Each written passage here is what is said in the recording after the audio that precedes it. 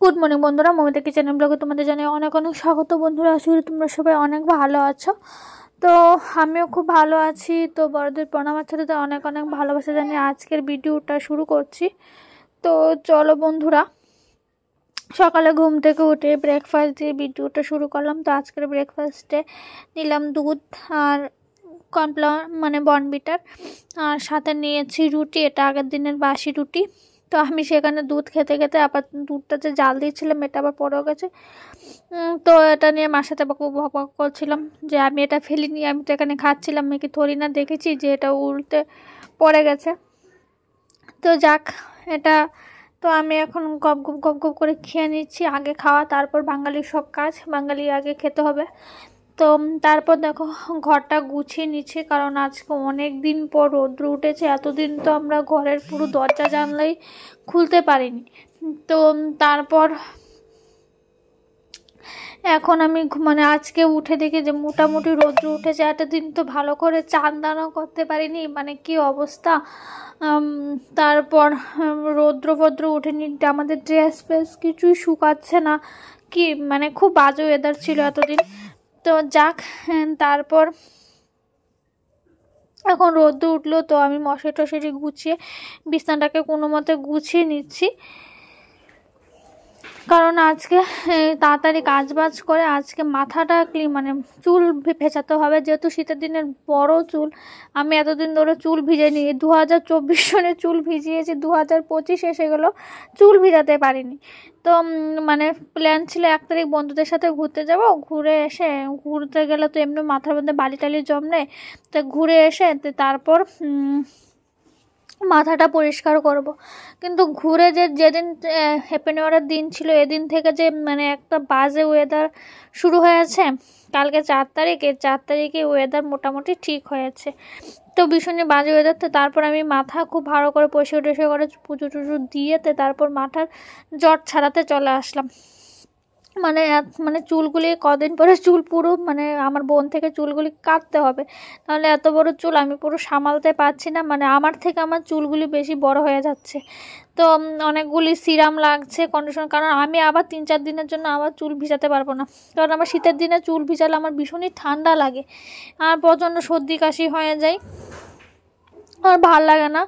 তো তার জন্য চুলটা কয়েকদিনের জন্য একটু রেস্টিংয়ে দেবো, তো তার জন্য একটু ভালো করে সিরাম টিরাম লাগিয়ে নিচ্ছি। আর বড় চুলের পিছনে না অনেক বড় খরচা, মানে যেরকম দেখতে তো সবাই বলে কত বড় চুল, কত মানে সুন্দর, কত ঘন, কিন্তু এটার পিছনে তো কত খাটনি আর কত কষ্ট করতে হয়, এটা যাদের লম্বা চুল তারাই একমাত্র জানে। মানে অনেকটা টাফ জিনিস হয়ে যায়। তো তারপর চুলগুলি তাড়াতাড়ি করে নিচ্ছি, কারণ আমি আবার মিষ্টুদের বাড়িতে গিয়ে বসবো, কারণ আমি চান টান করে 12টার সময়, যদি আমাদের তো টিনের ঘর, ছাদওয়ালা বাড়ি নেই, তো 12টার মধ্যে চান টান যদি করতে পারি তাহলে রোদ চলে যায়। তো মিষ্টুদের বাড়িতে আবার একটু রোদ তো থাকে, তো ওদের বাড়িতে এতটা গাছপালা নেই, ওদের বাড়িতে রৌদ্র থাকে, তো ওদের বাড়িতে গিয়ে একটু বসে তারপর চুলটা ভালো করে শুকাতে হবে। তো আমি ক্রিম ফ্রিম নিয়ে দিলাম। তো এখানে দেখো লাঞ্চ ছিল ডাল, কুমড়ো ফুলের ভাজা, তারপর ফুলকপি দিয়ে একটা তরকারি, আর ছিল আলু ভর্তা, যেহেতু ভেজ। তো দুপুরে খাওয়া দাওয়া সারে আমি লম্বা একটা ঘুম দিয়েছিলাম। তো ঘুম থেকে উঠে তো দেখো, যেহেতু শনিবার, তো শনিবার শনি ঠাকুরের জন্য আমি, যেহেতু শনি দশা চলে, তো প্রতিদিন তো পুজো তো আর পসিবল হয় না, তো আমি প্রতিদিন তিলের তেল দিয়ে থাকি।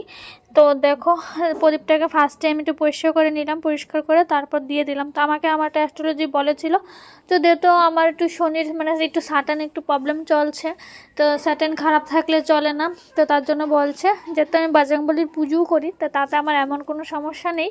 জাস্ট আমি প্রতি শনিবার আমাকে জাস্ট বলেছিল তিলের তেল দেওয়ার জন্য তুলসী প্রদীপের তলায়। তো তার জন্য আমি দিচ্ছি, কারণ যেহেতু আমাদের শরীর টরীর মানে প্রচণ্ডই অসুস্থ থাকে, শরীর এতটা ভালো থাকে না, তো তার জন্য। আর আমি সকাল বিকাল কিন্তু হনুমান চালিসা পড়ি। বন্ধুরা, তোমরা যারা আছো সবাই, তোমাদের সবাইকেই বলবো যে সকাল বিকাল বন্ধুরা হনুমান চালিসা পড়ো। কলিযুগের শ্রেষ্ঠ অবতারই হনুমান, মানে হনুমান ঠাকুর। 2025 সনে তোমরা সবাই হনুমান ঠাকুরের খুব প্রে করবে, হনুমান ঠাকুরের 2025 সালে তোমাদের রক্ষা করবে। তোমাতে তো সকাল বিকাল কিন্তু হনুমান চালিশা একদমই পড়বে। তো আমি তো একদমই পড়ি, কারণ যেহেতু আমাদের ঘরে রোগ শোক ভর্তি, তো আমরা হনুমান চালিশা আমাদের পড়তে হয়, আমিও পড়ি, মাও পড়ে। তো হনুমান চালিশা অবশ্যই তোমরা কিন্তু বন্ধুরা শুদ্ধ বস্ত্রেই ধরবে বা হনুমান, কারণ উনি কিন্তু ব্রাহ্মণ, হনুমান ঠাকুর কিন্তু ব্রাহ্মণ। তো হনুমান ঠাকুরকে আমরা, যেহেতু আমরা মাছ মাংস খাই, আমরা পুরো আমরা ভেজিটেরিয়ান না, তো সবাইকে বলবো একদম শুদ্ধ বস্ত্রে ঠাকুরকে ধরবে। বিকালবেলা যত আমরা পুজো দিই ড্রেসটা অবশ্যই চেঞ্জ করে নিও। তোমরা আমাকে দেখলেই বুঝতে পারো যে আমি ড্রেসটা কিন্তু চেঞ্জ করে নিয়েছি। আর এখানে আমি ঠাকুরকে ঘুম পাড়িয়েও দিলাম, ঠাকুরকে একদম ঘুমটুম পাড়িয়ে দিয়েছি। তো ঠাকুর একদম ঘুমিয়ে গেছে। তো এখানে আমি ঘরটার বন্ধ করে, তো বোন এসেছিল, তো বোনকে আর ভিডিওতে আর আজকে আর তুলিনি। তো বোন এসেছিল, তো এখন আমি টিফিন করে নিচ্ছি। তো করব নুনতা সুজি আর করে নেব দুধ চা। তো থাম্বনেলে তো তোমরা নুনতা সুজি আর দুধ চা দেখতে পেলে। তো এটা আমি একদম ভেজ সুজি করব, কারণ কোনো কিছু দেবো না। আর দেখো এখানে আমি স্টাইল মারাতে গিয়ে, পাকামি করতে গিয়ে আমি ছাঁকনি টেনেছি। এটা তো আমার ভিডিওর মধ্যে তোমাদের তো দেখাতে হবে। আর স্টাইল মারাতে গিয়ে এখানে মানে এটার মধ্যে দিয়ে আমি ডাইরেক্ট চালার চেষ্টা করছি। মানে কি অবস্থা, মানে কত ধরনের কুবুদ্ধি আমার মাথার মধ্যে আসে আমি নিজেও জানি না। তো তারপর আমি কোনো মতো তো এইভাবে হচ্ছে না, আমি যদি এটাকে চেলে তারপর নিতাম তাহলে কত সুন্দর করে এটা হয়ে যায়। না, আমি এটাকে পাকামি করে আমাকে এইটার মধ্যেই চালতে হবে, কারণ আমি একটা জিনিস এনেছি, এটা তোমাদের না দেখালে হয়। তো যত মানে এইভাবে করছে আমার হাত পুরো ব্যথা হয়ে যাচ্ছে। তারপর আমি এটাকে ছুরিটাকে ঝেড়ে ঝেড়ে আমি ফেলতেই পারছি না নিচে। আর এখানে আমি গ্যাসটাও জ্বালিয়ে রেখেছি, মানে ওইটা থেকেও নিচে গরম একটা হিট উঠছে। মানে কী যে একটা বিচ্ছিরি একটা অবস্থাটা হয়ে গেছে, মানে কি বলবো। তো যাকে আমার সুজি সেখানে চালা পড়ুক। আর তোমাদের বলে রাখি, আমার পরিবার যদি তোমরা নতুন সদস্য হয়ে থাকো অবশ্যই আমার চ্যানেলটাকে বন্ধুরা সাবস্ক্রাইব করে দিও। আর বন্ধুরা সাবস্ক্রাইব করে অবশ্যই কিন্তু বেল আইকনে প্রেস করে দিও, তাহলে বন্ধুরা আমি ভিডিও দেওয়ার সাথে সাথে তোমাদের কাছে কিন্তু নোটিফিকেশান চলে যাবে। আর বন্ধুরা আমার এই ভিডিওটি তোমাদের যদি অতিরিক্ত যদি ভালো লাগে থাকে তাহলে বন্ধুরা অবশ্যই কিন্তু একটা লাইক করে দিও। তোমাদের একটি লাইক আমার কিন্তু পরবর্তী ভিডিও বানানোর অনেকটা কিন্তু উৎসাহ যোগায়। তোমাদের একটি লাইকে আমি প্রতিদিন ভিডিও বানাতে পারি। তো সবাই বন্ধুরা একটা লাইক করে দিও, তোমাদের একটি লাইক কিন্তু অনেকটা প্রযোজ্য। তো আর আমার ভিডিওটা তোমরা যদি ফেসবুক থেকে যদি তোমরা দেখে থাকো, তোমরা অবশ্যই ভিডিওটা তোমাদের বন্ধুদের কাছে শেয়ার করে দিও। অ্যান্ড আমার পেজটিকে কিন্তু বন্ধুরা ফলো করে দিও। তোমরা যদি আমার ভিডিওটা যদি তোমরা শেয়ার করো তাহলে আমার এই ভিডিওটা তোমাদের অন্যান্য বন্ধুরাও কিন্তু দেখতে পারবে। তো চলো, তোমাদের সাথে বকবক করতে করতে আমার সুজি মোটামুটি হয়ে যাচ্ছে। তো আমি সুজিটা এখানে করে নিচ্ছি, আর সাথে আমি একসাথে দুধ চার জন্য প্রিপারেশন করে নিব।